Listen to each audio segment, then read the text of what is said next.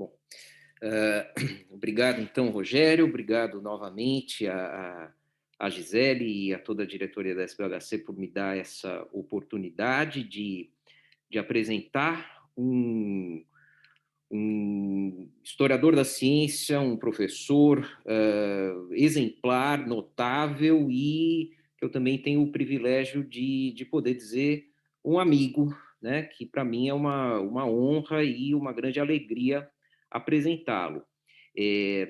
Isso se torna ainda mais importante, na minha opinião, em um momento como esse que a gente está vivendo, né, de isolamento, um momento em que tragédias sociais como o que foi mencionado pelo Anderson na fala dele, estão acontecendo como já acontecem há muito tempo e de uma maneira que é cada vez mais chocante e, felizmente, mais inaceitável. Um momento também de dramas pessoais, como a Gisele descreveu. É muito importante que nós tenhamos alguma hora para estarmos juntos e mantermos um senso de comunidade. Comunidade e a criação de comunidades é algo que atravessa a trajetória do nosso conferencista de hoje, o professor Henrique Leitão, da Universidade de Lisboa. Ele é um dos membros fundadores de um dos centros mais vivos, mais ativos de investigação em história da ciência e da tecnologia, não só em Portugal, mas eu diria num nível mundial, o Centro Interuniversitário de História da Ciência e da Técnica. Eu acho que o CIUCT, né, como é chamado esse centro, já deve estar passando de 20 anos, alguma coisa desse tipo.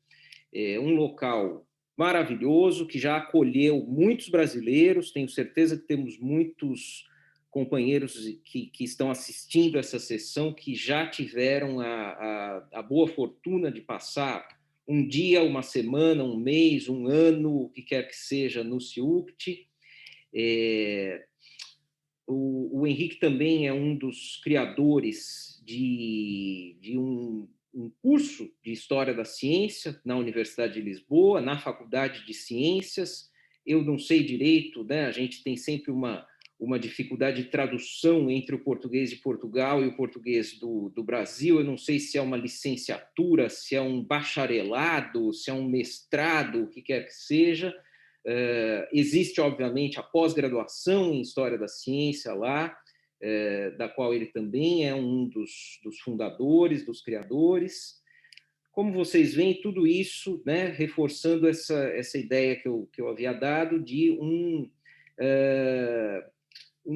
criador de comunidades, um agregador, né? Isso acho que é uma das coisas mais notáveis na trajetória do Henrique. Vocês veem que eu não estou fazendo aqui uma apresentação protocolar, curricular, mas eu quero destacar algumas coisas que nos dão uma redobrada alegria de tê-lo aqui conosco hoje. Henrique também é poderia dizer, um agitador cultural, no panorama português, escrevendo em jornal, participando de eventos na mídia, em favor da história da ciência, da divulgação da história da ciência, sobretudo da história da ciência em Portugal e no mundo atlântico.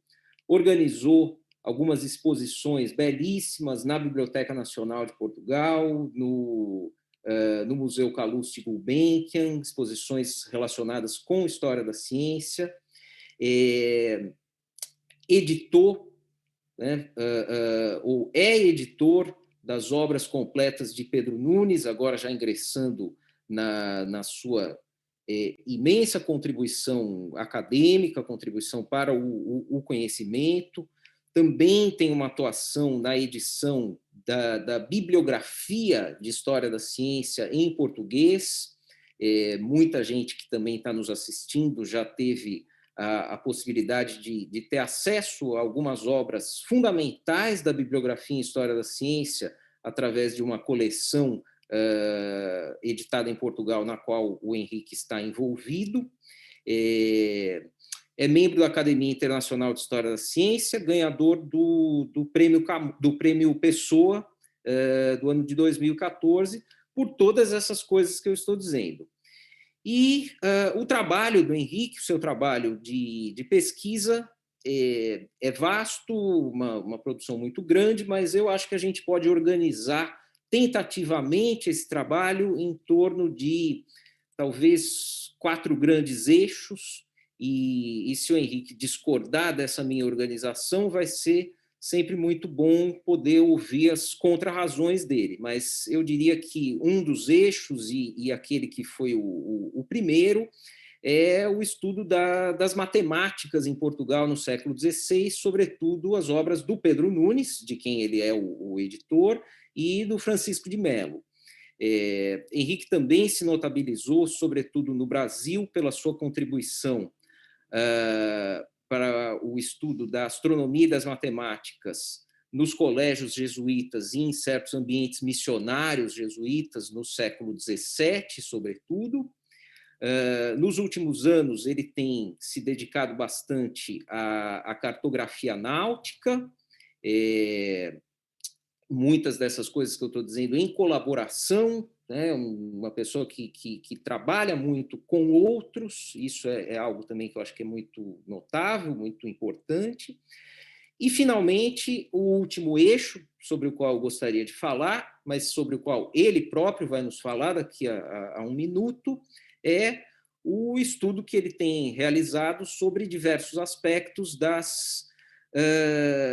interação entre o que a gente poderia chamar de culturas científicas, por assim dizer, e as culturas artesanais ou culturas práticas no mundo atlântico do século XVI. E, tendo dito isso, então, eu reitero que é uma grande alegria, né, ter tido a oportunidade de apresentar o professor Henrique Leitão, que vai fazer a conferência de abertura do Seminário Nacional de História da Ciência e da Tecnologia. Eu vou sair de cena enquanto ele faz a sua conferência e retornarei no final, porque se nós tivermos tempo, se as possibilidades forem favoráveis, nós teremos uma breve sessão de perguntas e respostas. Ele gentilmente se dispôs a fazer isso, a responder as perguntas, se houver tempo. E, para quem está nos assistindo aí no auditório virtual, tem uma ferramenta de envio de perguntas que eu vou estar acompanhando. Então, é isso. Muito obrigado a todo mundo que está nos assistindo e muito obrigado, sobretudo, ao professor Henrique Leitão, para quem eu passo a palavra agora para fazer a conferência de abertura do Seminário Nacional de História da Ciência e da Tecnologia. Obrigado. Muito bom dia a todos, muito obrigado ao Tomás, muito obrigado a todos os que fizeram este convite para eu estar aqui. Eu, antes de dizer outra coisa qualquer, a coisa principal que queria dizer é que é uma honra enorme. É uma honra enorme colaborar, para mim foi sempre e continua a ser, com os meus amigos e colegas do Brasil, mas sobretudo, obviamente, é uma honra enorme estar nesta abertura do Seminário Nacional de História da Ciência e da Tecnologia, que está a realizar no Rio de Janeiro. Nós estamos a viver tempos muito complicados. Eu estava muito contente com a possibilidade de ir outra vez ao Rio, onde já estive muitas vezes, mas infelizmente não é possível e, portanto, estamos desta maneira um pouco à distância, que é sempre mais difícil e menos interessante, mas é que temos entre mãos para resolver. Eu tenho uma relação muito boa com o Brasil, porque eu tenho no Brasil, e o professor Tomás Haddad, o Tomás, que é um grande amigo, é também um grande mestre, e isto foi sempre a sorte que eu tive no Brasil. Encontrei sempre no Brasil mestres que eram meus amigos e amigos que eram meus mestres. E isto fez com que a minha relação com a comunidade científica brasileira e com as minhas visitas, ou quando vinham eles a Portugal, fosse sempre uma coisa muito misturada entre encontros de amigos, encontros de colegas e encontros em que eu me tentava informar com pessoas que sabiam mais do que eu e que me podiam ajudar. Portanto, quando me fazem algum convite para eu ir ao Brasil ou fazer alguma coisa, como foi o convite inicial, que era para ir até ao Rio fazer esta abertura, eu tenho enfim, um hábito que é respondo sim, antes de primeiro saber quais são os pormenores, o que é mesmo o assunto. E então, quando me disseram poderias fazer a abertura, eu disse logo que sim, mas só que depois é que perguntei, mas quando é, qual é a data, onde é exatamente, não é? Mas isto tem sido sempre a mim, portanto, tentar acompanhar a produção dos meus colegas do Brasil tem sido sempre um desafio. É uma produção em história da ciência muito rica, muito ampla, com muitos temas e com um volume e uma qualidade que só acompanhá-la para mim tem sido uma fonte enorme de enriquecimento para mim. E, portanto, é uma honra enorme estar aqui. Eu desejo a todos os que estão envolvidos neste seminário, primeiro, dar os parabéns a todos os que montaram e todos os que estão a participar, que seja um momento importante de crescimento, de aprendizagem, de troca de ideias e, como dizia o professor Tomás Haddad, de estabelecimento de comunidades académicas. E talvez isto fosse a minha última consideração inicial, seria dizer isto. A pandemia trouxe imensos problemas, mas houve um aspecto que me parece que foi muito bonito nisto. A pandemia mostrou o aparecimento de comunidades entre nós que nós nem sabíamos bem que estavam lá e que vieram agora ao de cima, não é? E porque a tecnologia permite estes zooms e estas ligações, deu-nos a possibilidade de nos ligarmos e, portanto, de repente começámos a descobrir, e isto foi a minha experiência e será certamente a de outros, que as comunidades académicas também podiam ser comunidades de amizade, comunidades de apoio, comunidades de entreajuda. E foi sempre assim que eu entendi o trabalho académico. Eu agradeço muito a apresentação do Tomás, foi exageradamente generosa, mas tocou em alguns pontos importantes.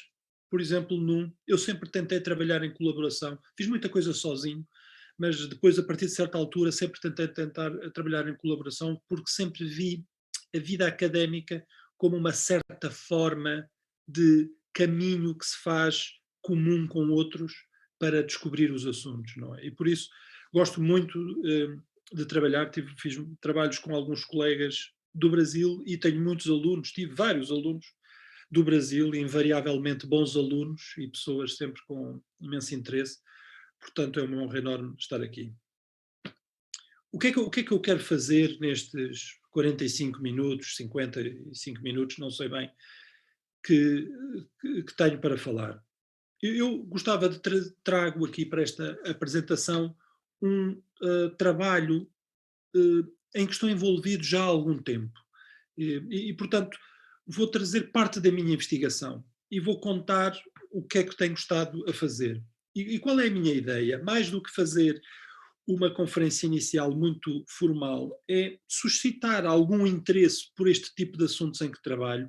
Eu estou sempre, embora com temas diferentes, estou sempre mais ou menos colocado cronologicamente no século XVI, XVII, é o único âmbito cronológico que me sinto mais ou menos à vontade.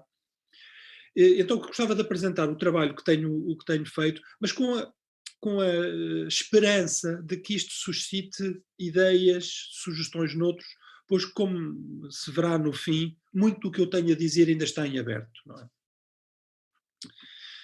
Há aqui uma questão linguística, eu falo este português muito feio, que é o português que nós falamos em Portugal, que não é nada nem de longe tão bonito como o português do Brasil, mas eu penso que nos vamos entender, ou tentarei falar devagar e sem a pronúncia muito cerrada dos portugueses. Não é? Bom, eu chamei a isto Ciências e Práticas Artesanais no Mundo Atlântico, o regresso de Zilsel. É? E vou gastar uns minutos, uns 10 minutos, a explicar o que é este Zilsel, o que está aqui por trás e depois como é que isto relaciona com o mundo atlântico. Bom, ao longo da década de 1920 e 1930, um grupo de historiadores, só um pouco eu vou talvez por aqui, fazer aqui o meu share do screen, porque assim ponho já a apresentação. Share Com licença. Vou só usar algumas imagens, não são muitas. Eu penso que agora está bem, não é? Este trabalho é meu, esta apresentação, mas é um trabalho longo que venho a fazer há alguns anos com um colega espanhol chamado António Sánchez e, portanto, tem toda a justiça também estar ali o nome dele. Ao longo da década de 1920 e 1930, um grupo de historiadores analisou a influência que as artes mecânicas e as práticas artesanais teriam tido na construção de uma visão mecanicista da natureza no século XVII. Este retorno às origens da ciência moderna procurava descobrir explicações para a emergência da chamada Revolução Científica como um momento crucial na identidade do mundo ocidental. E, enfim, como todos sabemos, este é um tema recorrente. A disciplina da história da ciência esteve sempre muito dominada pela tentativa de caracterizar e compreender isso a que decidiu chamar Revolução Científica. Isto tem tido imensas alterações ao longo dos anos, mas sempre de uma forma ou de outra o problema está lá, a questão de alguma maneira está lá, embora hoje de maneira muito diferente. Estas novas abordagens, estas dos anos 20 e 30, tinham um tom claramente sociológico e algumas delas apoiavam-se inclusivamente numa visão marxista da história. Na verdade, o surgimento de abordagens sociológicas por historiadores de filiação marxista, como Boris Essen, Franz Porkanau, Henrik Rossmann ou Edgar Zilsel, mas também por outros claramente afastados de uma posição marxista, como por exemplo Robert Merton, chamou a atenção dos historiadores para os aspectos sociais e económicos do desenvolvimento científico. Embora Zilsel adotasse algumas das premissas dessa visão marxista da história, por exemplo, a postulação de um determinismo histórico, as suas propostas, e em particular a chamada tese de Zilsel, de que eu vou falar aqui, não exigem adotar essas perspectivas de uma maneira total. Não é? Na verdade, como Robert Merton foi o primeiro a mostrar, e depois foi confirmada muitas vezes por outros, a consideração de aspectos sociais e económicos é perfeitamente compatível com uma multidão de posições ideológicas e políticas diferentes. Não? Edgar Zilsel foi um filósofo e historiador, eu penso que é assim, historiador da ciência austríaco, nasceu em Viena em 1891, com ligações aos membros do Círculo de Viena e cujo pensamento foi muito influenciado por Max Adler e especialmente por Otto Bauer. Foi Bauer quem o convenceu a abandonar o seu trabalho inicial, que era em torno da noção do conceito de gênio, o gênio em ciência, como aquela personalidade singular que ativa o desenvolvimento científico, abandonar esse conceito, interessando pelo papel dos artesãos no surgimento da ciência moderna. Em consequência da repressão nazi, Zilsel fugiu para os Estados Unidos em 1939, onde viveu até ao final da sua vida. Entre 1940 e 45, foi o ano do aparecimento de um artigo já póstumo, muito importante. Zilsel morreu no ano de 44, não é? Como está ali. Entre 40 e 45, quando apareceu esse artigo chamado The Genesis of the Concept of Scientific Progress, a gênese do conceito de progresso científico, Zilsel produziu um conjunto de trabalhos de grande valor, são vários, e o que apresento aqui será um resumo do que é produzido durante esses anos. No 5º Congresso Internacional para a Unidade da Ciência, realizado na Universidade de Harvard em setembro de 1939, Zilsel apresentou um texto intitulado As Raízes Sociais da Ciência, The Social Roots of Science. Este texto nunca foi publicado, ou melhor, só foi publicado agora muito recentemente, não foi publicado na altura, mas foi apresentado verbalmente nesse congresso. Este foi a sua primeira intervenção pública acerca de um tema que já o vinha a ocupar há alguns anos antes e que se acabaria por tornar na sua contribuição intelectual mais duradoura. Nesse texto ele afirmava que a ciência real, e ele fala de uma ciência real, nasce quando com o progresso da tecnologia, o método experimental dos artesãos vence o preconceito contra o trabalho manual e é adotado por eruditos universitários treinados em métodos racionais. Estas ideias, que apresentou aqui publicamente pela primeira vez em 1939, foram desenvolvidas gradualmente nos anos seguintes. De acordo com Zilsel, aquilo a que chamamos agora ciência moderna emergiu algures na segunda metade do século XVI, quando as barreiras sociais que separavam os académicos treinados nas universidades, essas barreiras sociais, e aquilo a que ele chamou os artesãos superiores, foram destruídas, quando as barreiras sociais entre estes dois grupos desaparecem. Em resultado, segundo Zilsel, da emergência do capitalismo europeu. As atividades intelectuais das universidades, dos humanistas e dos artesãos superiores são então transformadas em procedimentos propriamente científicos. Assim nascera, em termos zilselianos, a moderna ciência experimental.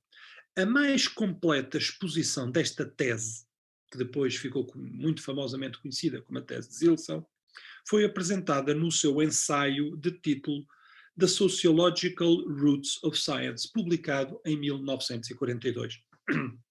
É evidente que muito disto seria hoje passível de ser submetido a crítica, quer dizer, Zilsel aceita, digamos, hoje nós acharíamos muito acriticamente a ideia de que há uma ciência moderna, aceita, está muito focalizado neste problema de uma, digamos, da identificação de uma gênese disto, etc. Havia aqui muito a comentar, mas estamos, digamos, o ponto aqui é perceber o que é que Zilsel tenta, em 1940, explicar.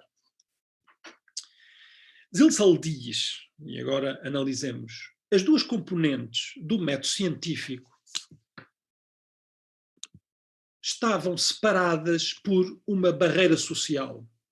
O treino lógico estava reservado para os eruditos de classes elevadas.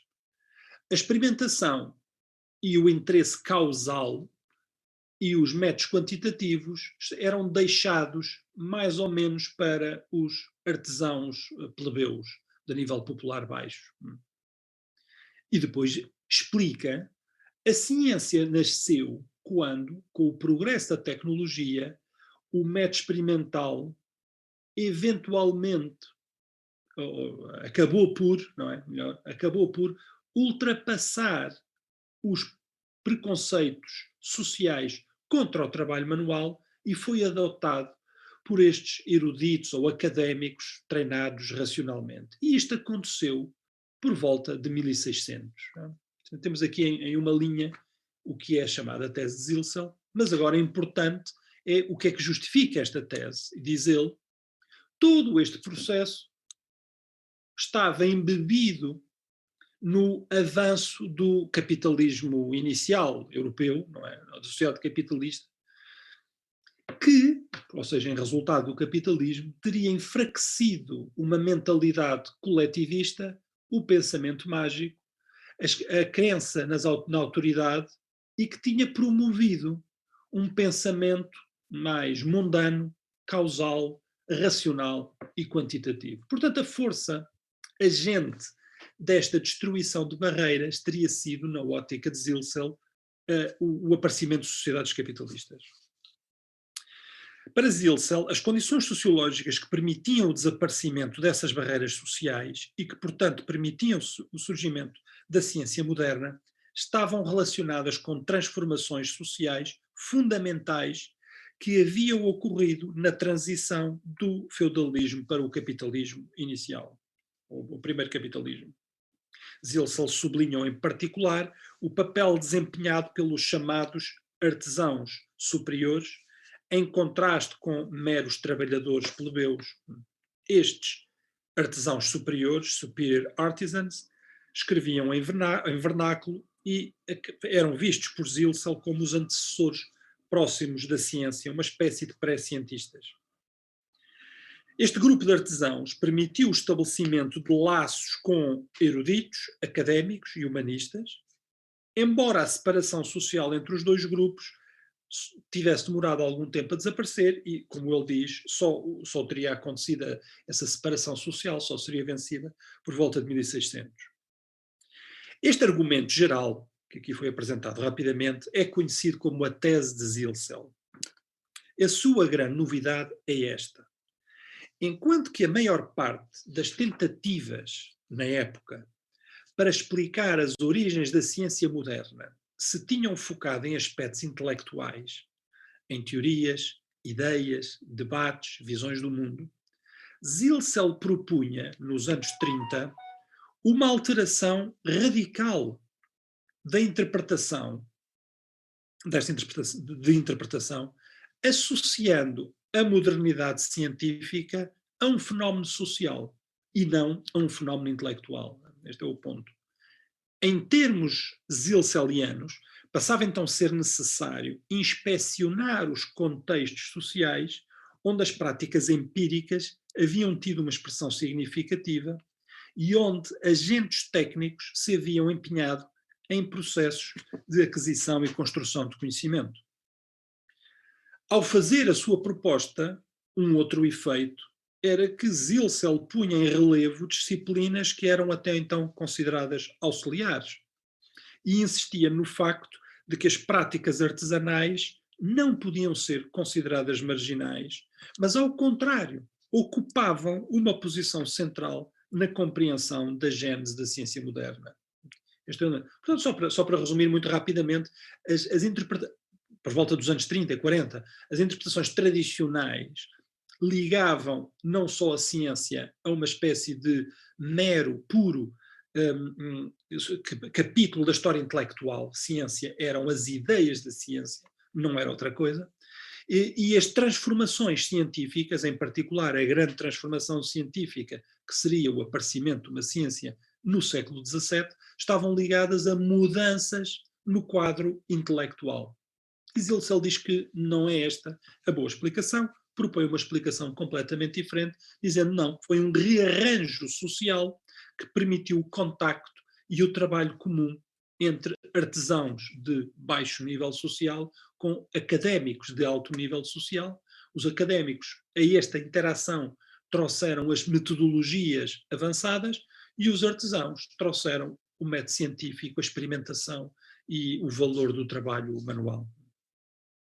A tese de Zilsel é, portanto, um argumento amplo, conectando a emergência da ciência moderna na Europa a fatores sociais e económicos, especificamente ao desaparecimento de barreiras sociais entre artesãos e eruditos ou académicos.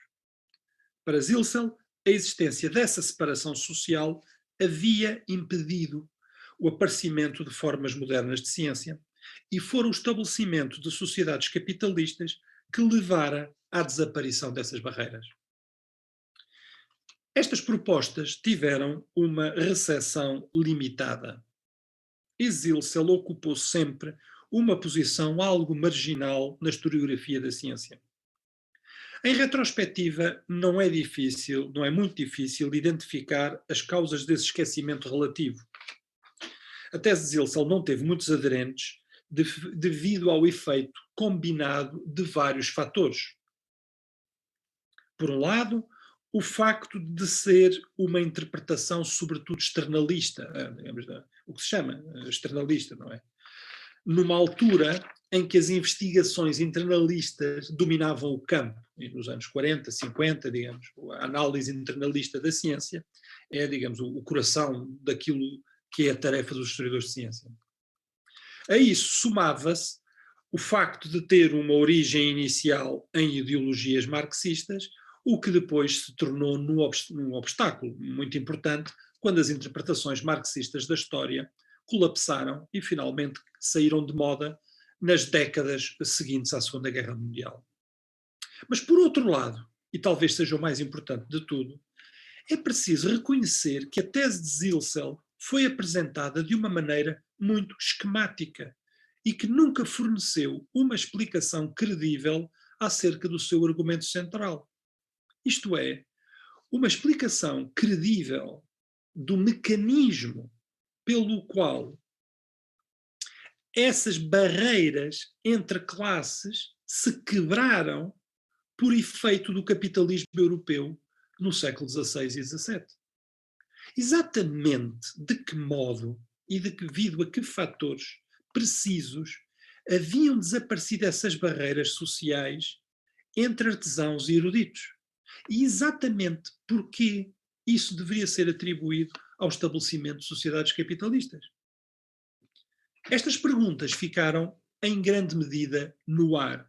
E é preciso reconhecer que a tese de Zilsel é, sobretudo, uma intuição muito interessante, mas não substantivada de uma maneira sólida. Mesmo assim, não se pode dizer que as ideias de Zilsel tenham sido completamente esquecidas. A sua tese influenciou o trabalho de autores tão eminentes e diferentes como Joseph Needham, Paulo Rossi, John Randall, Richard Westphal, entre vários outros.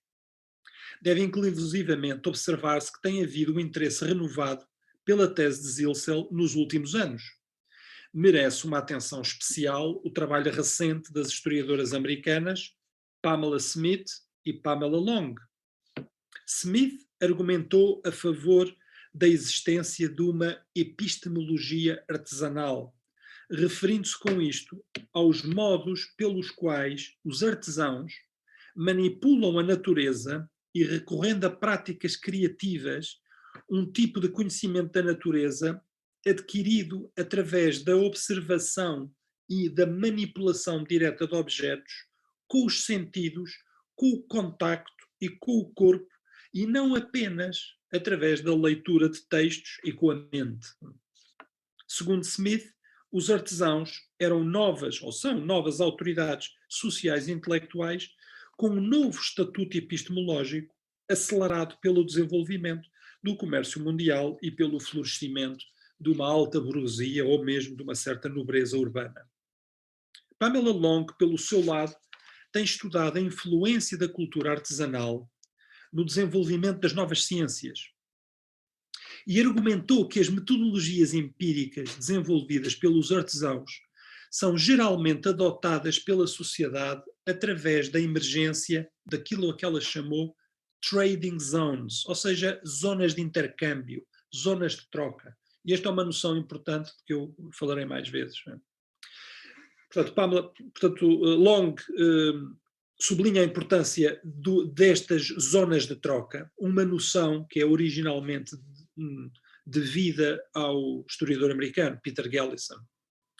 O que são estas zonas de troca? São locais onde agentes, onde pessoas que têm competências diferentes, que trabalham com métodos diferentes e que são movidos por ideais e objetivos diferentes, essas pessoas são obrigadas a trabalhar em conjunto. Long identificou alguns locais onde isto sucede e forneceu evidência empírica acerca dos contextos sociais em que grupos de académicos e artesãos ficaram inseridos nessas zonas de contacto e de troca e interatuaram uns com os outros.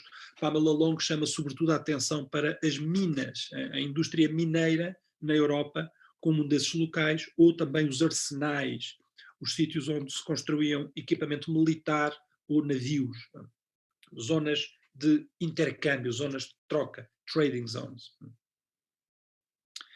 Mas sem surpresa, apesar deste ressurgimento que se tem assistido nas últimas décadas da importância da tese de Zilsel, sem surpresa, também foram renovadas as críticas que identificaram as fragilidades desta tese. Alguns criticaram a sua origem ideológica, outros questionaram a ideia básica segundo a qual os artesãos se haviam gradualmente aproximado do mundo académico e humanista.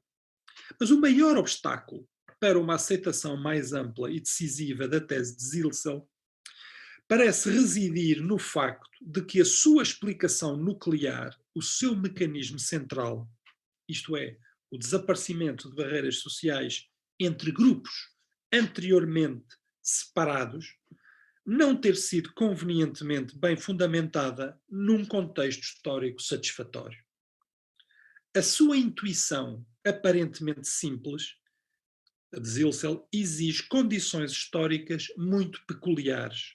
E essas condições nunca foram apresentadas convincentemente por Zilsel.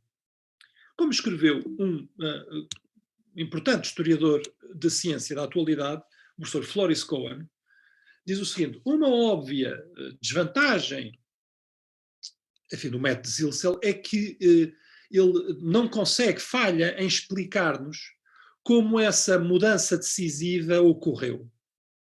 Como foi que entre 1550 e 1600 as barreiras sociais entre os artesãos, enfim, competentes e os intelectuais que escreviam em latim, portanto de alto nível, subitamente começaram a, digamos, destruir-se e a desaparecer? Foi isto parte de uma mudança mais geral na história social da Europa Ocidental? Ou foi isto apenas um acontecimento singular? E se sim, como é que isto aconteceu? Acerca disto não ouvimos mais nada dito por Zilsel. Floris Cohen tem toda a razão. Apesar do atual renovado interesse pela tese de Zilsel como argumento explanatório para o surgimento da ciência moderna, algo parece estar a faltar, quer na versão original, quer no modo como esta ideia tem sido usada pelos historiadores.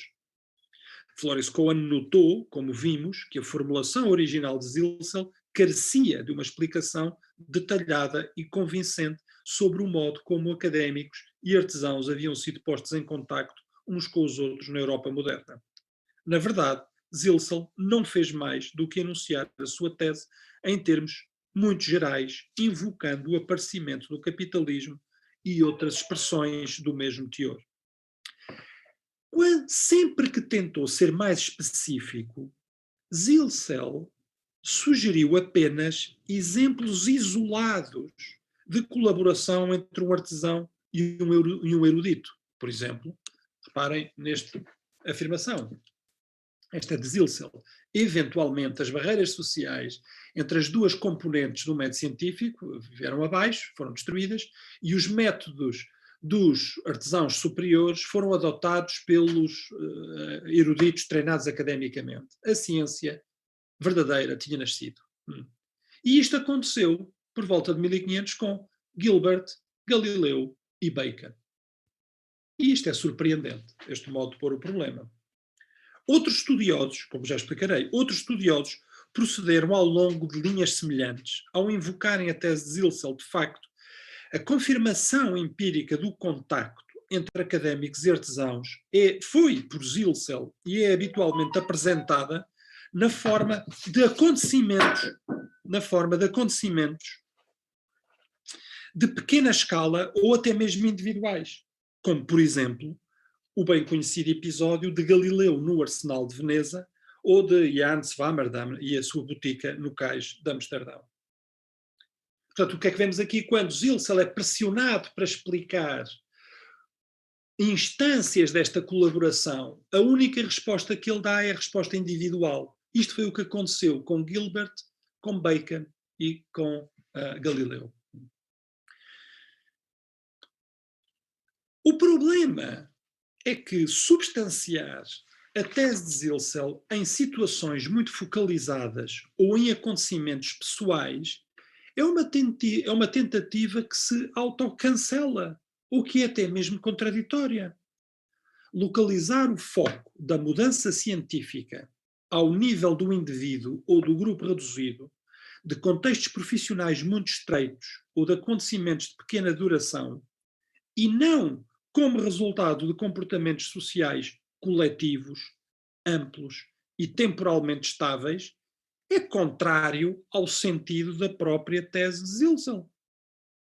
Assim, acaba-se imperceptivelmente por descrever o início da modernidade científica como resultado do gênio de Galileu ou da intuição de Gilbert, e uma vez mais os artesãos acabam apenas por ser meros ajudantes numa história em que a excepcionalidade dos grandes nomes é a verdadeira força criativa e motora.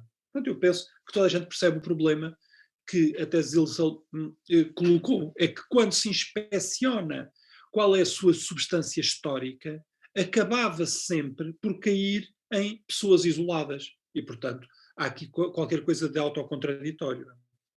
Evidentemente, é possível argumentar que essas situações limitadas e esses casos individuais são apenas os exemplos específicos de situações sociais e económicas mais latas. Talvez seja isto o que os historiadores tenham em mente, mas nesse caso é impossível evitar a questão. Então, por que não enfrentar o assunto diretamente e caracterizar a situação geral, em vez de tentar ilustrá-la a partir de casos individuais? Se de facto existiu essa situação de contacto entre dois grupos sociais anteriormente separados, então por que não identificar as circunstâncias sociais, políticas e económicas de larga escala que permitiram essa interação e depois caracterizá-la em detalhe? Este modo é, em nossa opinião, o único modo aceitável de acordo com a descrição sociológica esboçada por Zilsel. Por isso, para usar coerentemente a tese de Zilsel e as ideias de Zilsel, é necessário procurar acontecimentos ou contextos sociais de larga escala na Europa moderna, cuja estrutura é tal que tornou possível, ou até mesmo que forçou, a colaboração sustentada, a discussão e a interação entre académicos e artesãos. É preciso fornecer evidência histórica de que essas interações ocorreram não como casos isolados ou acontecimentos focalizados, mas como processos coletivos, envolvendo centenas ou milhares de pessoas durante pelo menos algumas décadas. Por isso é necessário identificar instituições, locais, círculos de sociabilidade, etc., onde tudo isto se realizou. É também necessário identificar as tensões na sociedade que forçaram uma aproximação entre esses dois grupos sociais e um encurtamento da distância entre eles. Isto é preciso mostrar que existiram fatores dinâmicos fortes que levaram à quebra e à ultrapassagem das barreiras sociais. E, além disso, é também preciso mostrar que a situação era demograficamente relevante e era temporavelmente estável. Isto é, que esta aproximação envolveu muitas pessoas, não foi, digamos, a circunstância da vida de uma pessoa, envolveu muitas pessoas e que se deu durante várias décadas. Não é? Finalmente, obviamente, é preciso identificar as novas formas que as práticas científicas e os conceitos que tiveram em resultado dessas novas circunstâncias sociais. E este é o primeiro ponto que gostaria de fazer. A tese de Zilsel é, de facto, uma intuição muitíssimo interessante. A descrição do aparecimento de certas formas científicas em resultado de certo tipo de arranjos sociais, mas no modo como foi apresentada e no modo como tem sido trabalhada, não é convincente, porque é sempre feita uma redução a situações individuais. Então, o que é que eu gostaria agora aqui de argumentar, digamos, na segunda parte da minha apresentação? O que gostaria de argumentar é que o principal movimento que na Europa forçou a aproximação entre artesãos e eruditos não foi genericamente, de uma maneira genérica, o aparecimento de sociedades capitalistas, embora tenha alguma relação com isso, mas foi um empreendimento muito específico em que várias nações europeias se envolveram, que foi o da expansão marítima. Um enorme movimento expansionista de várias nações que desde a segunda metade do século XV transformaria para sempre, para o bem e para o mal, a história da Europa e a história do mundo. Esse movimento foi o que levou primeiro a explorações de novos territórios, depois à construção de certos impérios e, finalmente, ao estabelecimento do empreendimento colonial da Europa. A expansão marítima envolveu muitos povos e muitas nações da Europa, mas na ordem cronológica teve portugueses e espanhóis como os seus primeiros intervenientes. E por isso é interessante olhar para a realidade ibérica. Por isso, este é um ponto que gostava que ficasse claro. Eu vou, a partir daqui para a frente, caracterizar como a relação entre artesãos, portanto, digamos, o nível da artesania e o nível intelectual alto, no movimento expansionista da Europa, mas vou usar a primeira fase desse movimento, afinal, finais do século XV e o século XVI, e vou-me usar apenas fontes portuguesas e espanholas. Não porque eu acho que haja qualquer coisa de especial no que se passou em Portugal e Espanha, não houve, comparado com as outras nações que se envolveram em expansões marítimas, ingleses, holandeses, franceses, também os italianos, não porque acho, mas apenas por uma razão cronológica. Por uma razão cronológica, porque aqui vemos o fenómeno a acontecer pela primeira vez, não é? Recordar só muito rapidamente que, abstraindo e não considerando agora, enfim, portanto, fazendo um trabalho importante, o enquadramento administrativo, militar, religioso, imperial, etc., vamos olhar para a expansão marítima como um enorme fenómeno artesanal, de práticas artesanais. E eu, para isso, trago só duas imagens, e porque não tenho tempo para elaborar, que estão aqui bem patentes. Esta é uma imagem, uma gravura do Porto de Lisboa. Temos muito poucas gravuras do Porto de Lisboa no século XVI. Esta é uma, que está, enfim, está num livro de horas, no rebordo de um livro iluminado, perdão, e o que se vê é um estaleiro enorme, não é? Um estaleiro enorme, estão a ser construídos ao mesmo tempo muitos barcos, e depois muitos barcos aqui parados. Portanto, há aqui um envolvimento enorme de todos os tipos de artesanias ligados à construção naval, às viagens marítimas, etc. E aqui é Sevilha, a mesma coisa. E, portanto, esta é uma imagem mais ampla, e vê-se imensos portos, mas depois aqui a imagem até continua para o lado, estão aqui muitos barcos virados a ser construídos, calafetados, estão ali zonas de madeira. Ou seja, quer o Porto de Lisboa, quer o Porto de Sevilha eram duas instituições industriais, digamos assim. Não é? E assim foram durante muitas décadas. Não é? Bom, esta expansão marítima criou circunstâncias sociais e institucionais que forçaram a interação entre diferentes comunidades epistémicas envolvidas nessa situação. Este é o ponto do que quero dizer e que quero analisar. Este fenómeno que está aqui, digamos, materializado nestas duas imagens, o que teve por trás, tentarei argumentar, foi o encontro de comunidades epistémicas de alto nível e de baixo nível, os tais, digamos, académicos ou eruditos, com os tais artesãos. Mas quando caracterizamos isso em detalhe, vemos que o fenómeno foi muito mais forçado e controlado do que um mero fenómeno que tivesse acontecido por acaso e sem norma, digamos assim.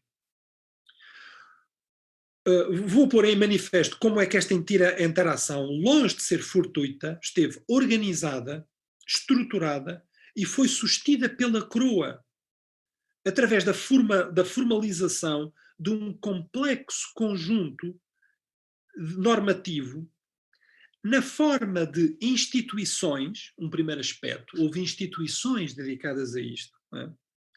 Que estavam desenhadas para a colaboração entre eruditos e artesãos, na forma de regimentos são conjuntos de regras, não é? Protocolos, não é? Regimentos que regulavam a prática de determinadas profissões e de todo um tipo de instruções particulares que foram dadas quer a pilotos, quer a académicos, obrigando-os a trabalhar juntamente.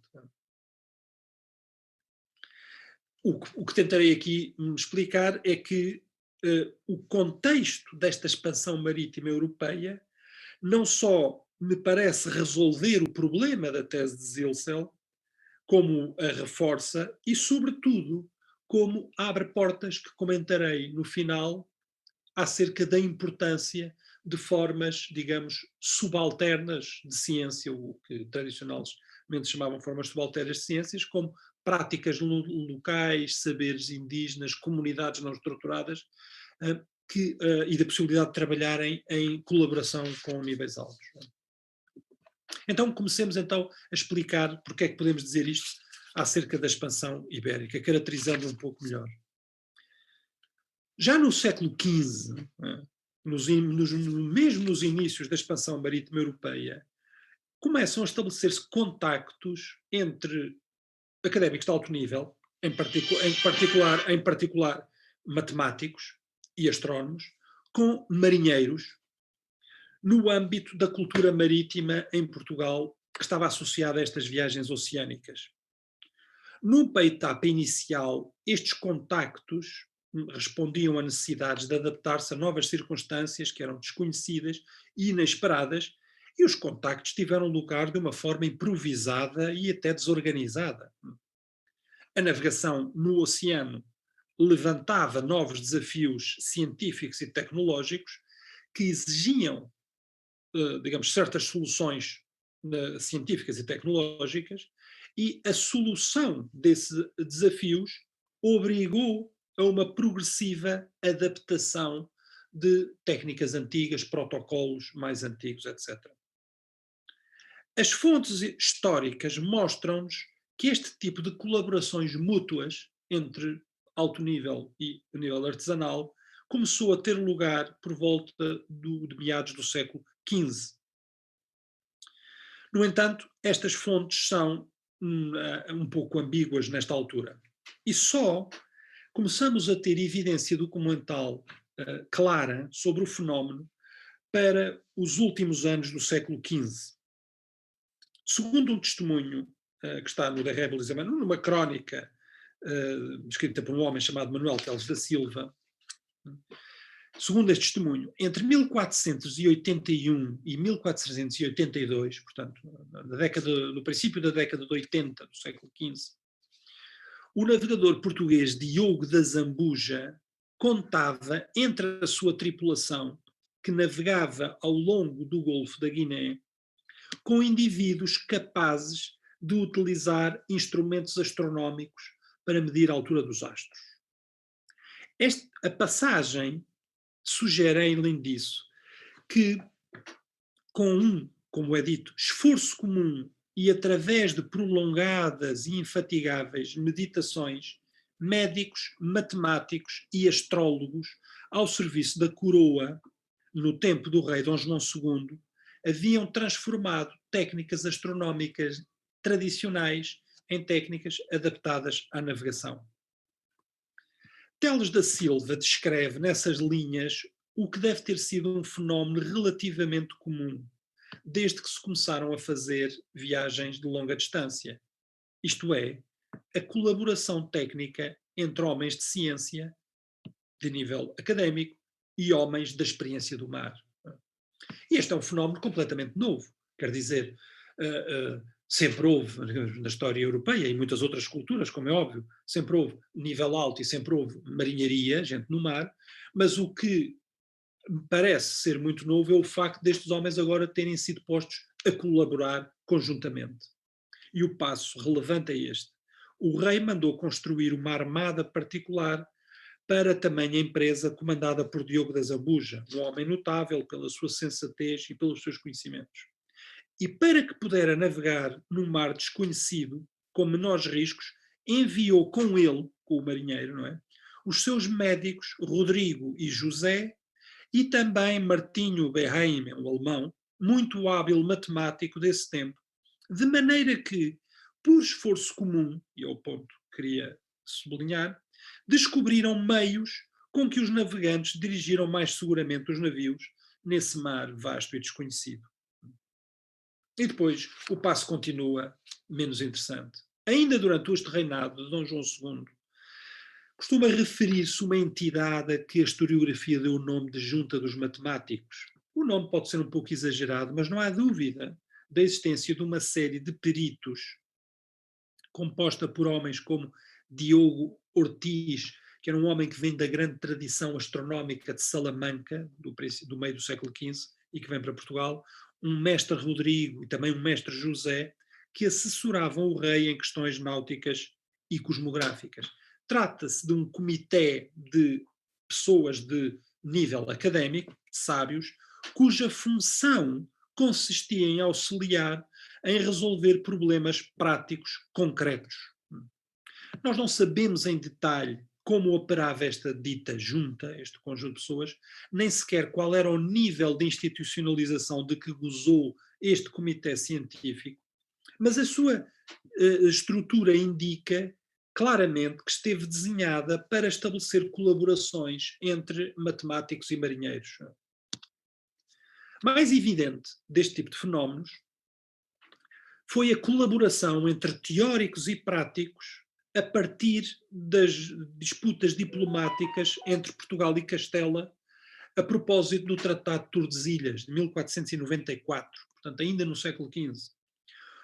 Um dos pontos de acordo, o mais importante, estabelecia a fixação de uma linha de demarcação, no prazo máximo de 10 meses, a partir da assinatura do tratado. Para determinar este meridiano de Tordesilhas, ter-se-iam que enviar 2 navios, e nesses navios teriam que ir pilotos, astrólogos e marinheiros para medir as tais 370 léguas do tratado. A missão, isto é, este é o ponto importante, esta missão diplomática requeria, portanto, quer experimentados homens de mar, quer pessoas capazes de fazer cálculos avançados.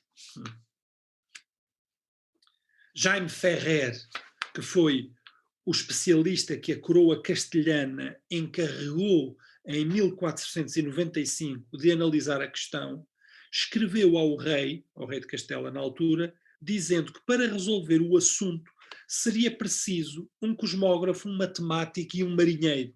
Ou seja, há aqui um problema que é um problema técnico, mas de enorme consequência diplomática, e este problema só se resolve se matemáticos de alto nível trabalharem com artesãos das coisas do mar.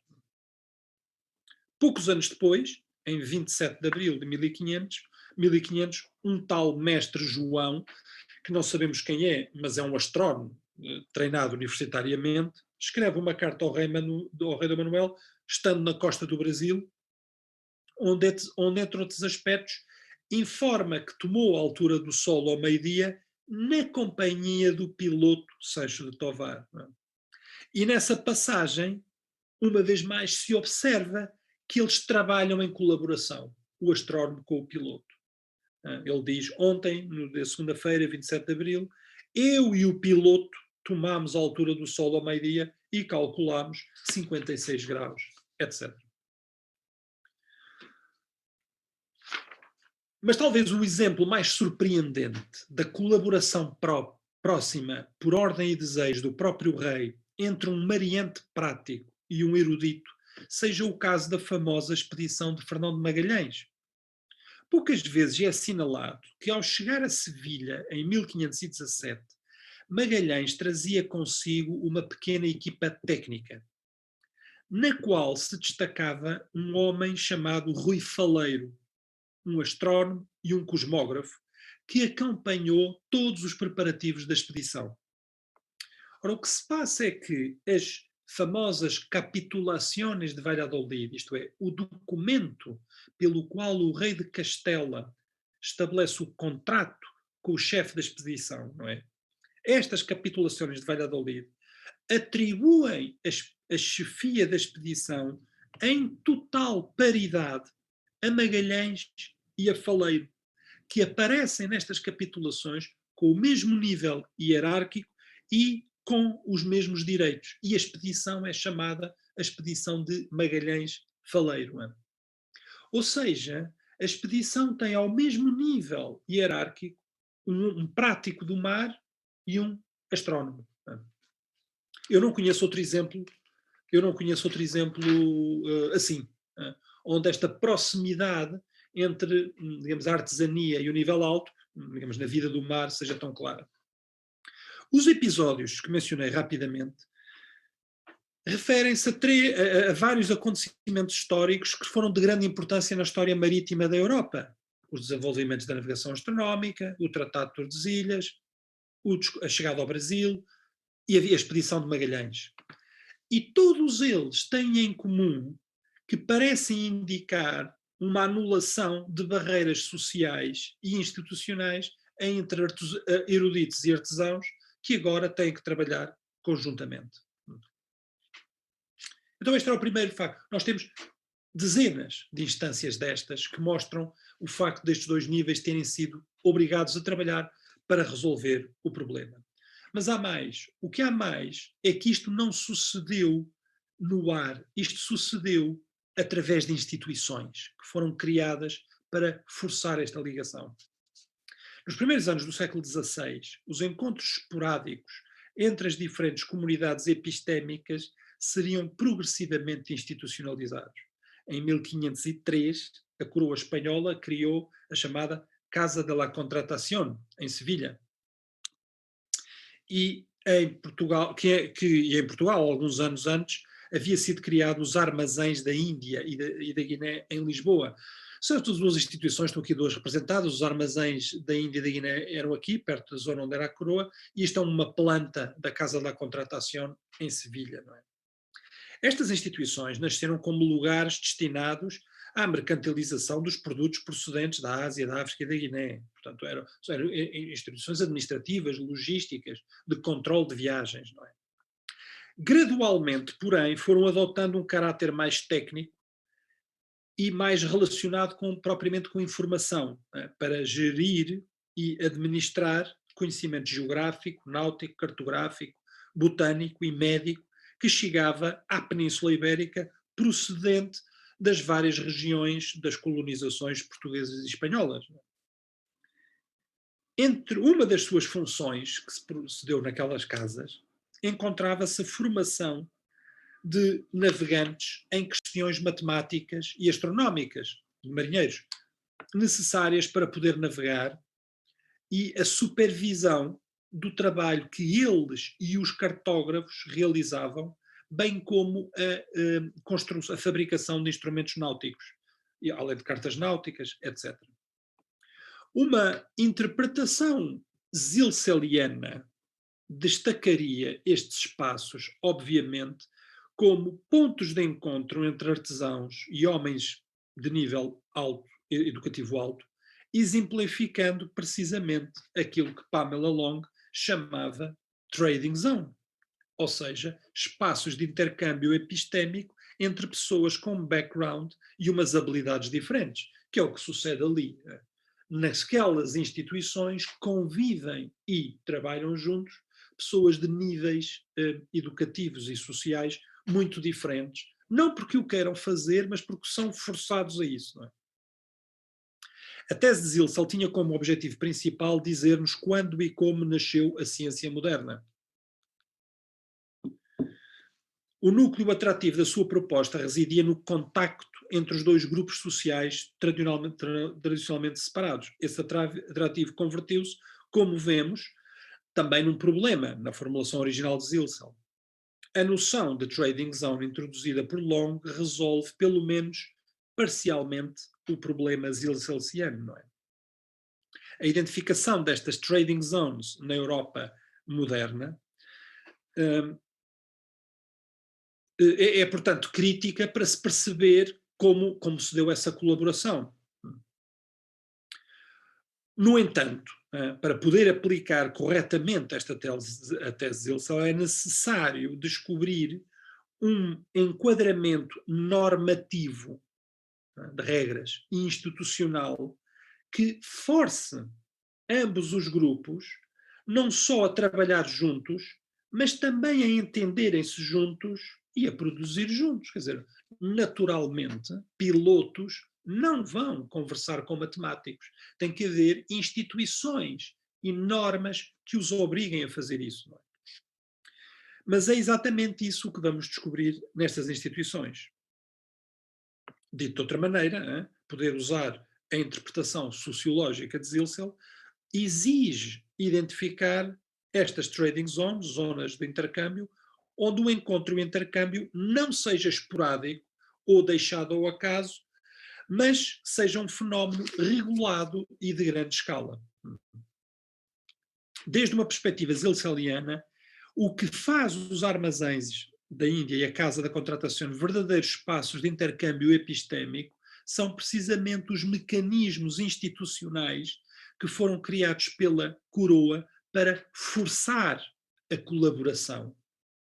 Foram esses mecanismos, repito, criados pela coroa, portanto, que são leis do rei, e que obrigam, com a força de lei, são esses mecanismos que destroem as barreiras sociais entre ambas comunidades e as obrigam, muitas vezes contra a vontade, a ter que trabalhar juntamente.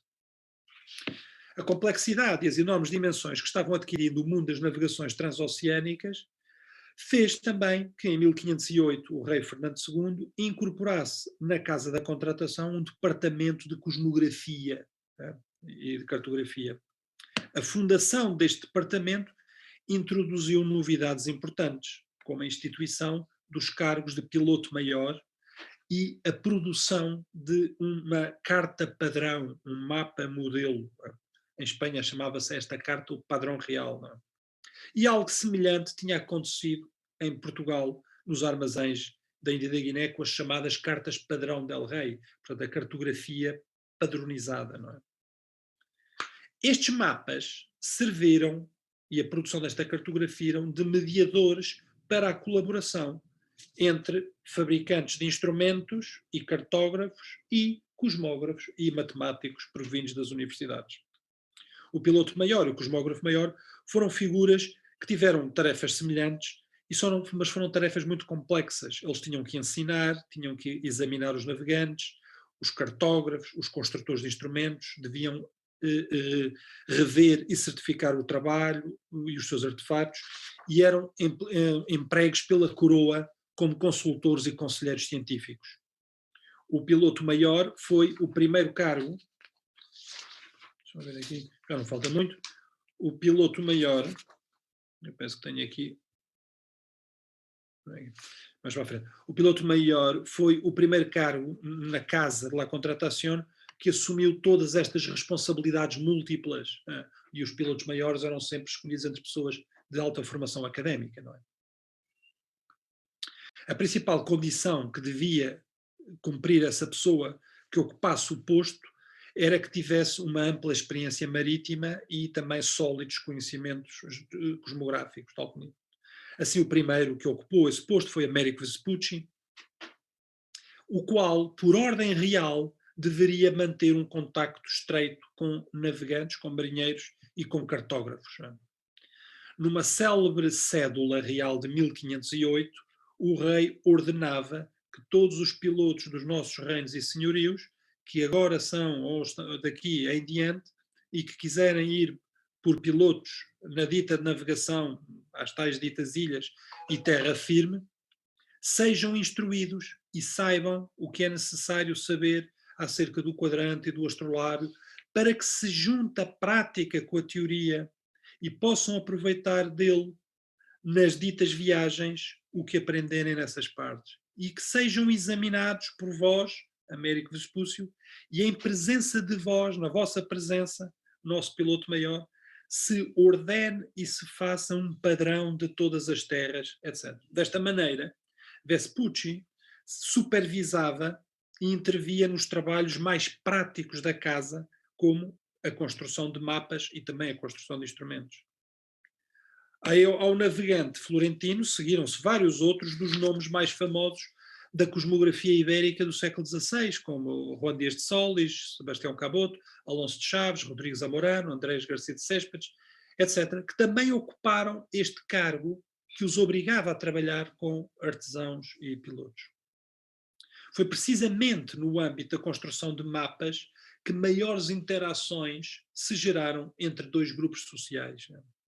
Entre 1512, em 1512, o rei ordenou ao piloto Juan Dias de Solís, o sucessor de Vespucci, que se reunisse com os marinheiros para se porem de acordo acerca da melhor maneira de construir uma carta náutica que servisse de modelo para todas as navegações. E aqui temos a necessidade de dois grupos sociais que têm métodos, que têm técnicas, que têm objetivos muito diferentes, agora têm que se acordar na produção daquele objeto. confiando em vós, o documento diz assim, muito rápido, confiando em vós, Juan Dias de Solís, nosso piloto maior, e em vós, Juan de Vespucci, nosso piloto, que sois pessoas e tão espertos e doutos para esta tarefa, pela presente mando que ambos, na nossa Casa de la Contratación, fazeias juntar todos os pilotos que se puderem e os que mais souberem de navegações e de astrolábios e de alturas e de bússolas, os quais mando que se juntem convosco e convosco trabalhei. E depois continua a explicar na feitura do mapa. Eu estou a olhar aqui para o meu relógio, 23, vou falar mais 10 minutos. Esta situação repetir-se-ia, portanto, esta situação de uma ordem real, este é um ponto importante, não é uma casualidade, uma ordem real que obriga uma personalidade de alto nível académico a trabalhar com pilotos e com pessoas, digamos, ligadas à artesania do mar, à prática do mar. Esta situação real repetir-se-ia em várias ocasiões ao longo do século XVI, o que indica que se tratou de uma prática mais ou menos cotidiana, especialmente quando era necessário reformar ou construir um novo modelo cartográfico. Precisamente no contexto de uma reforma do padrão real, portanto, ou seja, na necessidade de melhorar o mapa base que todos os marinheiros usavam, encarregue pelo cosmógrafo Fernando Colón, filho do Cristóvão Colón, em 1526, o cronista António de Herrera relata como o rei Carlos I obrigou, e uma vez mais aqui o ponto é importante, é este, é que estabeleceu uma lei, obrigou Hernando Colón a reunir com pilotos e cosmógrafos para corrigir as cartas náuticas. E o texto diz, e sendo o rei informado que pela variedade que havia nas cartas de navegar, os erros, assim no que tocava aos sítios das ilhas e das terras, como na grandeza e nas derrotas entre elas, e por causa disto havia havido muitos danos e perigos, e porque convinha pôr remédio nisso, por ser Dom Hernando Colón, filho do grande almirante Dom Cristóvão, cavaleiro muito docto e sabedor em cosmografia e arte de navegar, mandou-lhe que, juntando todos os cosmógrafos e pilotos que lhe parecesse, e que neste negócio poderiam ser de proveito, praticasse e trabalhasse com eles esta informação. Mais um documento. E estes documentos com este teor são às dezenas neste período. 10 anos mais tarde, em 1536, o Conselho das Índias enviou Juan Soares da Carvajal, o visitador, para fazer uma nova reforma do padrão, e o testemunho deste homem é interessantíssimo sobre o que tem que fazer. E só dar aqui. Fiz juntar ao piloto maior e aos cosmógrafos de Sua Majestade e a outras pessoas espertas, sabedoras, em cosmografia e navegação, os quais, vistos muitos padrões e cartas de marear, e ditos autores, e pilotos antigos e modernos, e comunicando algumas coisas com pilotos que ao presente navegam, com muito acordo, estudo e deliberação, fizeram um padrão geral em plano e assentaram nele, num livro, as ilhas. Ou seja, o estabelecimento deste padrão cartográfico é o resultado deste trabalho comum entre estes os dois tipos de profissionais. Etc. Em Portugal também, eu vou saltar aqui um pouco rápido para não demorar.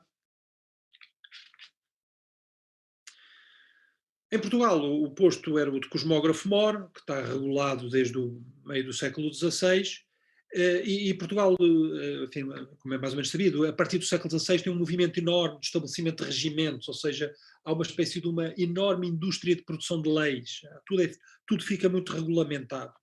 E fica regulamentado também as atribuições do cosmógrafo-mor, que ficam regimentadas, portanto ficam sobre uma lei, não ficam à descrição das pessoas, não é? Portanto, o regimento do isto é o texto do regimento do cosmógrafo-mor, e este regimento do cosmógrafo-mor, uma vez mais, obriga ao trabalho entre esta pessoa, o cosmógrafo mor, e práticos do mar, pilotos do mar, não é? Artesãos. Um dos cosmógrafos mor foi, obviamente, Pedro Nunes. Portanto, estamos a um nível muito alto de competência matemática e académica e que agora, por causa desta lei, é obrigado a trabalhar e, portanto, a entender-se e, portanto, a trocar informação com os que estão ligados à prática do mar. E isto é muito mais, será obrigado, enfim não vou repetir, porque os documentos são muitos, os documentos que todos falam desta colaboração que se tem que pôr. Desde uma perspectiva de Zilsel, estas posições do cargo do cosmógrafo mor preenchem, digamos, a ligação entre artesãos, ou permitem a ligação entre artesãos e o nível alto e os eruditos. As barreiras sociais são oficialmente, digamos, destruídas pela coroa através da criação de posições científicas que depois estão mandatadas para trabalhar em espaços, para trabalhar com artesãos. Desta maneira, as monarquias ibéricas, e uma vez mais, repito o que disse ao princípio, só para que se tenha presente, este tipo de colaborações vão existir em todos os países europeus ligados à experiência atlântica, não é? Portanto, holandeses e ingleses em décadas posteriores. Não é? Desta maneira, as monarquias ibéricas não só criaram o espaço oficial para articular a colaboração, mas, mais do que isso, forçaram o intercâmbio através da instauração de posições científicas e de artefactos tecnológicos e normativos novos. E fizeram com decretos reais e, no caso português, com um complexo sistema de regimentos que regulavam todo o entramado institucional, profissional e instrumental da coroa.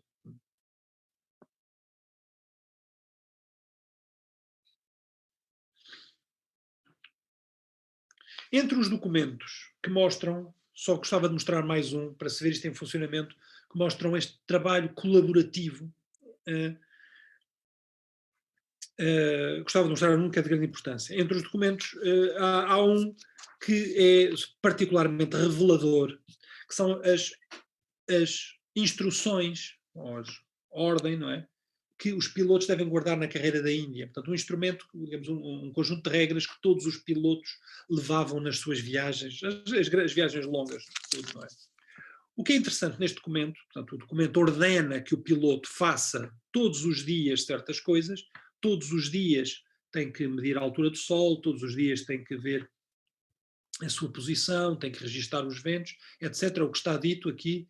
Pois todos os dias tem que marcar a variação da agulha, todos os dias tem aqui no ponto 3 que registar todos os passos, está tudo bastante documentado. Nós temos centenas destes documentos, não é? Centenas de resultados destes registros, dou aqui só um, isto é assim, são registros destas viagens, mas que são tão protocolarizados, isto não é, digamos, à vontade de um piloto, estão protocolarizados. Estes registros hoje são muito úteis, permitem-nos reconstituições detalhadíssimas destas viagens, mas o ponto importante não é isso, o ponto importante é no final. O ponto importante é o que se diz acerca do que se deve fazer esta informação depois da viagem. E então é dito os quais derroteiros, ou roteiros, e discursos da viagem entregareis ao provedor dos armazéns. O provedor dos armazéns é um representante da coroa, é o chefe dos armazéns da Índia da Guiné, é um representante da coroa, é um cargo muito importante. Tem que ser entregues, portanto, ao representante da coroa, os registros das viagens, para que os encarregue ao cosmógrafo mor. O cosmógrafo mor é um cientista de alto nível, digamos assim, Pedro Nunes, para advertir as coisas mais importantes e necessárias que neles se acharem, para que na cadeira e lição que ler aos pilotos, e agora os pilotos são os artesãos desta tarefa, os advirta tudo quanto é necessário e importante à navegação e todos possam aprender. Ou seja, na sequência destas viagens, todas estas diferentes comunidades são obrigadas a estudar o resultado das viagens e a documentação que foi gerada e a nova informação que foi gerada. Este mecanismo põe de manifesto como funcionava esta rede administrativa das navegações do mundo ibérico, mas que se tornou numa rede de circulação de informação entre também diferentes comunidades epistémicas, num contexto eminentemente empírico as diferenças sociais entre um piloto e um matemático, entre um homem de mar e um homem da universidade, vinham estabelecidas, estavam estabelecidas pela experiência e pela capacidade que cada um tinha para resolver problemas técnicos concretos. Quando a escala do fenómeno e a quantidade de informação nova e extraordinária e nova superava os limites do conhecido, isto é, quando os dados eram demasiados e demasiados novos, então foi necessário criar mecanismos que situassem a todos estes agentes num mesmo nível epistémico, isto é, num espaço físico e jurídico eficaz que permitisse à coroa ter o controle desta atividade e tirar o maior proveito possível. Conclusões, para terminar. A aplicação da tese de Zilsel ao contexto da cultura marítima europeia e, em particular, como vimos, na Ibérica do século XVI, permite superar os limites empíricos com que se encontrou o filósofo austríaco e que tanto foram criticados pela historiografia da ciência ao longo da segunda metade do século XX. Sem renunciar ao espírito sociológico da tese, mostramos como se foram mitigando progressivamente as barreiras sociais que separavam os pilotos e os cartógrafos dos cosmógrafos e matemáticos, através de um fenómeno de grande escala e de larga duração, e que se começa a vislumbrar a partir da segunda metade do século XV e que se torna completamente evidente já em meados do século XVI. Para isso, sugerimos que a eliminação de tais barreiras foi possível graças à criação de um quadro institucional e normativo de origem régia real, concretizado em mecanismos que forçavam e favoreciam a colaboração, como, por exemplo, instituições técnicas, posições científicas intermédias e artefactos tecnológicos que serviram de mediadores. Os armazéns da Índia e da Guiné, a casa da contratação, o piloto maior, o cosmógrafo maior, etc., foram os elementos que permitiram estas interações e encurtaram estas distâncias sociais e epistémicas. Estas interações de grande escala entre diferentes comunidades de conhecimento e que envolveram um grande número de pessoas não se limitam de maneira nenhuma ao mundo ibérico, mas a partir de finais do século XVI tornaram-se extensíveis a outros contextos e a outras instituições na Europa, como por exemplo para a Inglaterra e os Países Baixos. Mas mais do que a Europa, e este é o ponto que fica em aberto, seria necessário, parece-me a mim, fazer uma leitura zilceliana de outras culturas artesanais, porque não há nada na interpretação de Zilcel que circunscreva ao mundo europeu, de outras culturas artesanais, especialmente e em particular as não europeias, o que contribuiria a enriquecer este debate. Isto é, qual é o debate? O debate que coloca o aparecimento de formas criativas em ciência em certos reordenamentos das comunidades que produzem saber científico e não apenas no mundo da história e das ideias. Enriquecer este debate, tal como o contexto americano, antes e durante da chegada dos europeus, ou o mundo islâmico pré-moderno, ou o caso da China, etc., etc. Estes e outros casos de estudo poderiam dar conta do verdadeiro valor epistémico do artesanal, problematizando a grande pergunta acerca de como nasce uma ciência criativa. A tese de Zilsel tem ainda, quanto a mim, um enorme potencial analítico e explicativo. E este está muito longe de ser esgotado.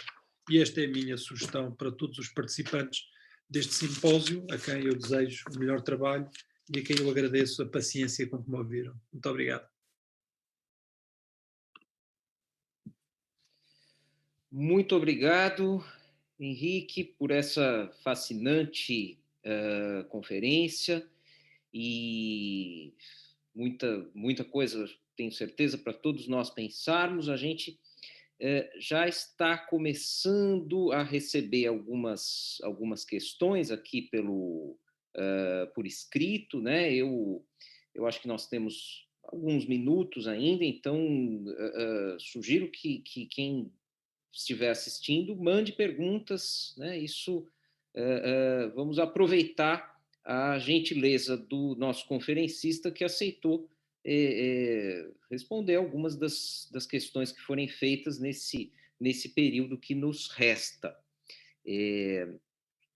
Eu consigo ver aqui uma pergunta no momento que eu vou fazer para você, Henrique. É uma pergunta bastante ampla, eu acho que inspirada pelo enquadramento que você deu, né, a uma consubstanciação da tese de Zilsel no contexto da expansão ibérica, e a pergunta é justamente se esse tipo de característica, né, daquilo que poderia ser considerado o desenvolvimento da ciência moderna, não inscreve nela uma marca colonialista que não se supera, né, e que se verificaria na sua relação com conhecimentos de povos das outras partes do mundo encontrados pelos europeus. O que você acha disso, Henrique? Foi o que eu tentei explicar, a resposta é não, e foi o que eu tentei explicar no fim, embora claramente sem grande sucesso, não é? O que eu limito-me a usar um certo tipo de fontes que identificam o aparecimento do que eu próprio questiono a ideia da ciência moderna. Estou a usar a terminologia que Zilsel usou, eu diria formas criativas de fazer ciência. Hein? E para isto a tese de Zilsel é interessantíssima, associa a possibilidade de formas criativas de fazer ciência ao encontro de diferentes comunidades epistémicas, digamos assim, isto é, comunidades diferentes que usam metodologias diferentes para produzir conhecimento e que são obrigadas a trabalhar juntas. Este é o coração da tese de Zilsel. Não há nada nesta tese. Zilsel apresentou-a para o contexto europeu e para a ciência moderna. Mas não há nada nesta tese que tenha que estar delimitado aí. Todas e quaisquer formas de produção, se Zilsel tem razão, todas e quaisquer formas de produção de saber científico rico podem ou merecem ser examinadas como situações deste tipo de encontros de comunidades.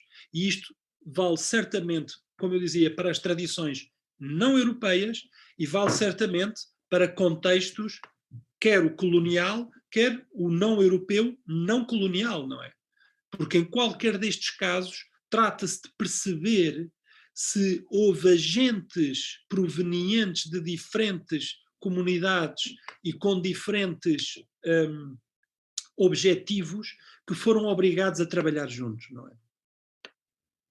Portanto, o facto de eu ter usado aqui as fontes portuguesas, primeiro europeias e depois portuguesas, é apenas porque estava a tentar olhar para esta tese nos modos do próprio Zilsel e porque a documentação, como expliquei, a portuguesa, está ali ao lado, não é? Obrigado, Henrique. Nós estamos tendo um probleminha técnico no chat. Eu não estou conseguindo ver novas perguntas. Então, enquanto isso é resolvido, eu mesmo vou aproveitar a oportunidade. Eu tenho perguntas também depois. Muito bem. Se for possível. Eu vou, então, muito rapidamente, só pedir seu comentário, Henrique, sobre duas coisas. A primeira é o terceiro grupo que participa, né, da tese de Zilsel, que são os humanistas, os literatos e etc., se você enxerga no contexto ibérico alguma posição para eles. Estou até pensando, né, assim, figuras como cronistas e João de Barros e etc. Né? A segunda parte da minha pergunta é só, assim, achei fascinante, né, como você colocou de maneira muito explícita, que é um convívio forçado, um convívio, né, assim, imposto sobre esses grupos de homens de ciência, digamos, os cosmógrafos, os pilotos e tudo. Eu só queria, né, saber as tuas ideias a respeito do nível de conflitualidade que permanece entre esses grupos, ainda que eles estejam sendo obrigados a conviver por ordens régias, etc. E, em algum sentido, assim, eu sei que é uma simplificação isso que eu vou fazer, mas os dois grupos saem ganhando desse convívio que eles são forçados a ter, ou algum dos grupos, entre aspas, né, leva a melhor como resultado disso? Eu posso entrar na pergunta, porque tem a Por ver com favor, que o chat ainda está que o sim, mas em Tomás. manutenção. Não, quando você começou a fazer a descrição sobre o encontro desses personagens por volta das artes da Marinha, né, eu me lembrei na hora de um texto do Norbert Elias falando sobre o nascimento da profissão naval. É um texto de 1950, na verdade, é uns 20 anos depois do Ziesel, né?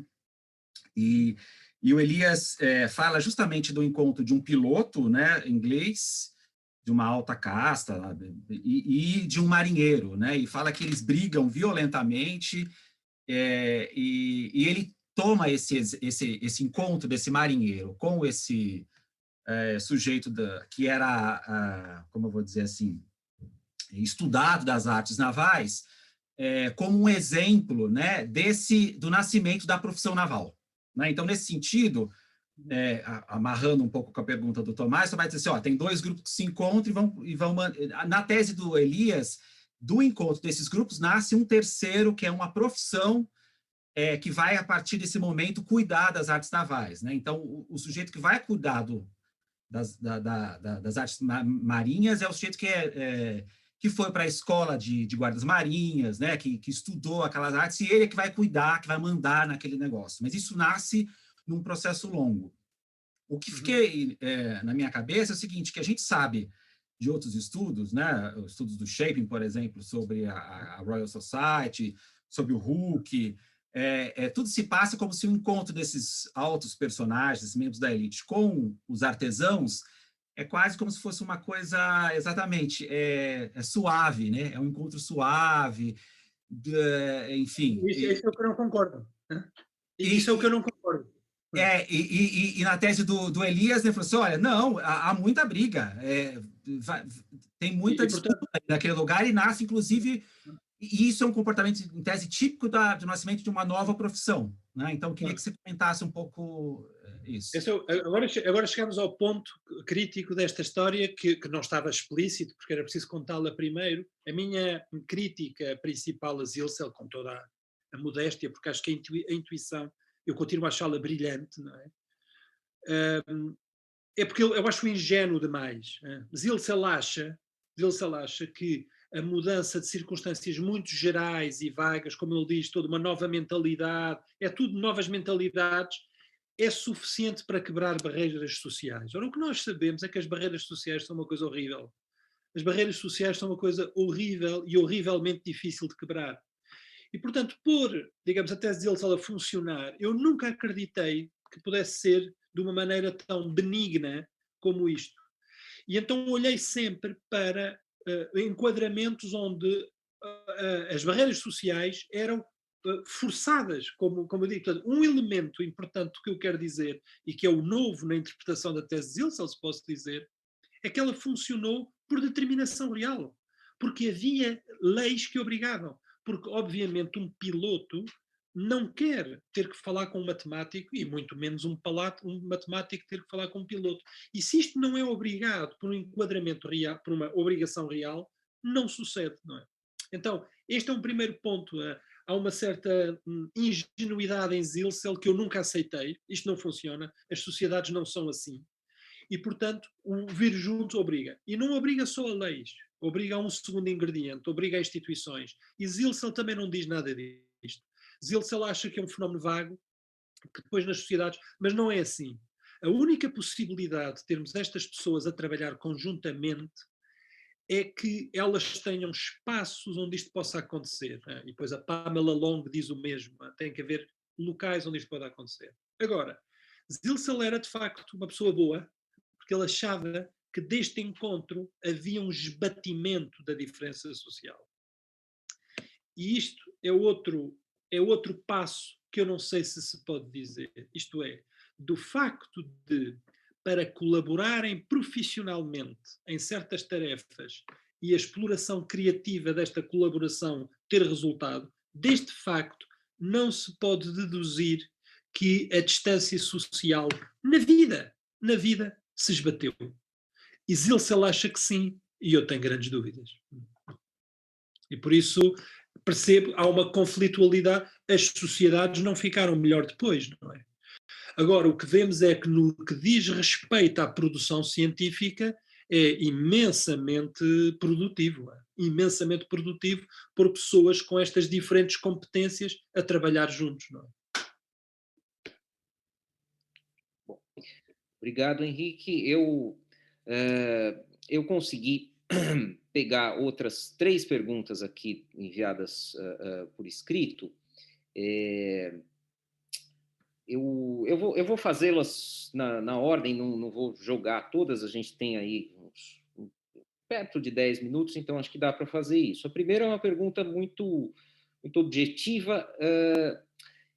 Na obra impressa do Pedro Nunes, você encontra marcas desse convívio forçado, ele como cosmógrafo maior e etc. Né? Seria essa. A resposta é sim. Nos textos portugueses, Pedro Nunes tem muitas páginas a criticar os pilotos, né? A criticar, dizendo que eles não dominam o assunto, eles não percebem. E, portanto, nós sabemos que ele trabalhou muito com pilotos, temos muita outra documentação, examinou muitos, fez muitos exames, trabalhou com muitos, fez cartas junto com alguns cartógrafos, está tudo documentado. Nas obras escritas, o que ficou registado foi, como dizia o Rogério, foi a tensão. A tensão foi o que ficou registado. Mas eu sempre disse, mas está registada a tensão porque foi necessário que ele tivesse trabalhado com eles. Porque o que é surpreendente é que o matemático de alto nível tenha que trabalhar com homens que mal sabem ler e escrever. Isso é que é surpreendente. Que depois diga que estes homens são muito ignorantes, eu não me espanta muito.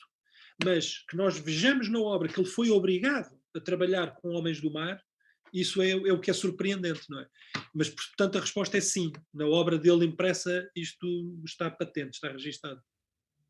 Obrigado. A próxima pergunta é um pedido assim, de indicação, se você conhece outros trabalhos que procuram se basear na tese de Zilsel, mas não para explicar mudanças, ocorrências do Renascimento Europeu, mas em outras épocas, em outros locais. Ou se não há ainda algo desse tipo. Sim, começam agora a ser feitos.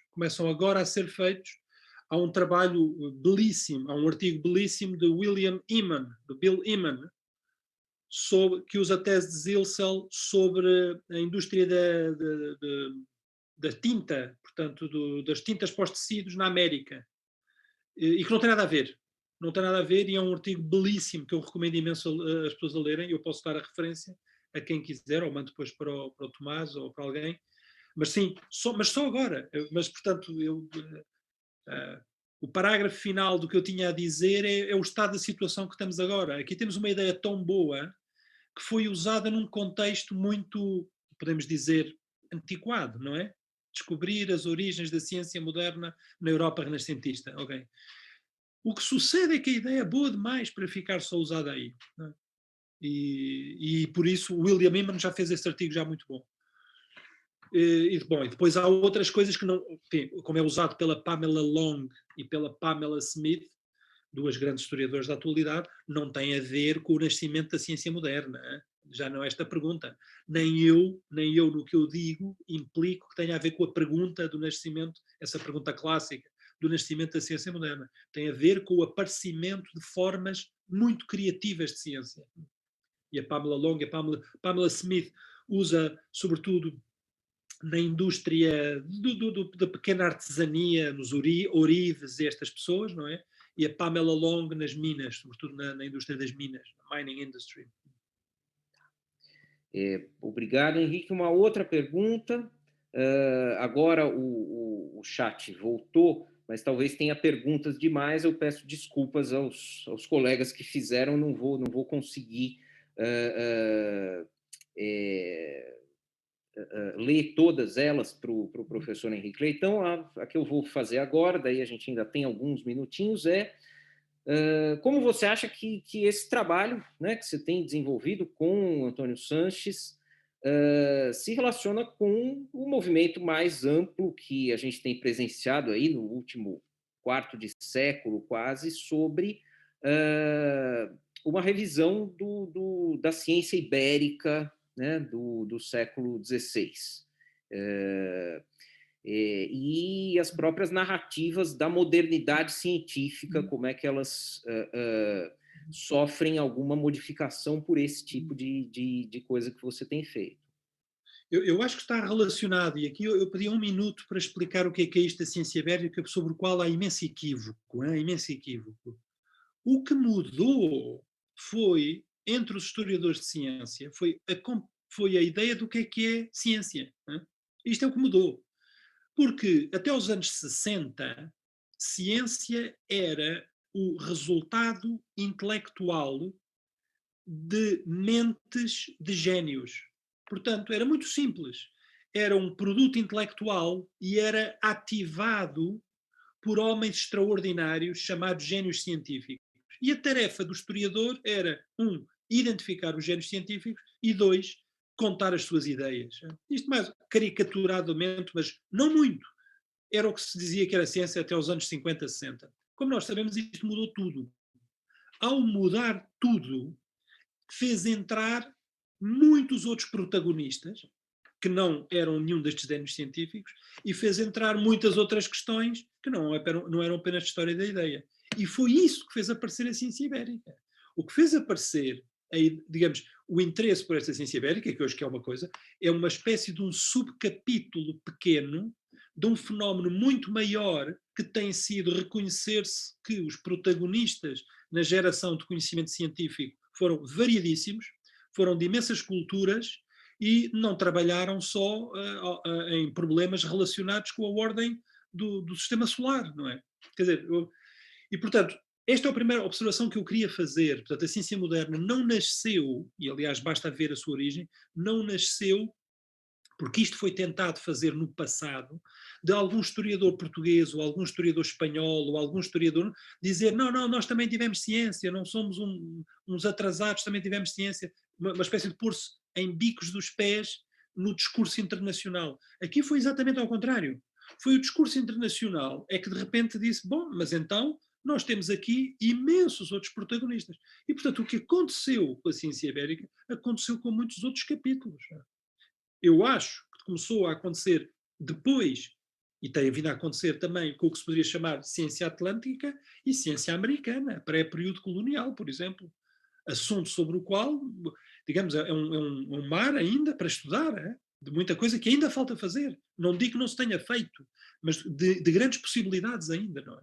Portanto, esta era a primeira coisa que eu queria dizer. Portanto, isto que eu estou a fazer, o meu interesse é talvez um bocadinho mais abstrato, devo dizer. O meu interesse, por isso, o que eu estou a fazer com o António Sanches é produzir uma série de papers que vamos pouco a pouco.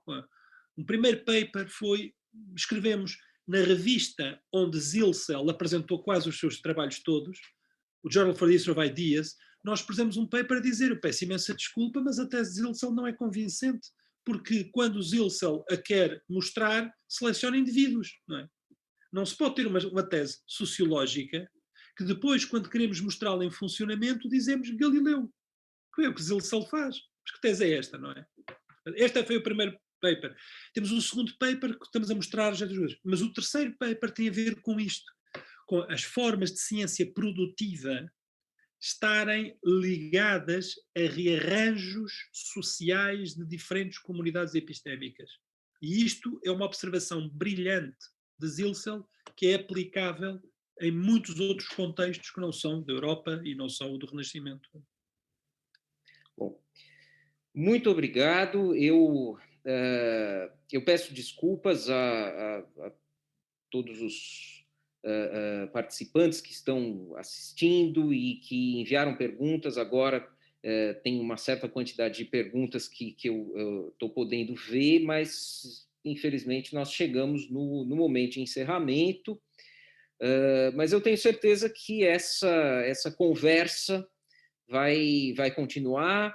Eu estimulo, né, os nossos colegas do Brasil a conhecerem o trabalho do professor Henrique Leitão, o trabalho do Centro Interuniversitário de História da Ciência da Técnica, ali em Lisboa, e temos que estreitar permanentemente esses nossos laços transatlânticos. Henrique, agora um agradecimento pessoal, né? Muito obrigado por mais uma vez nos ensinar e ter tanta generosidade assim. Eu vou passar para o... Eu só passo para o vice-presidente, professor Rogério Monteiro, fazer a fala final dele, e daí, obviamente, você, Henrique, faz seu fechamento. Tá. Obrigado.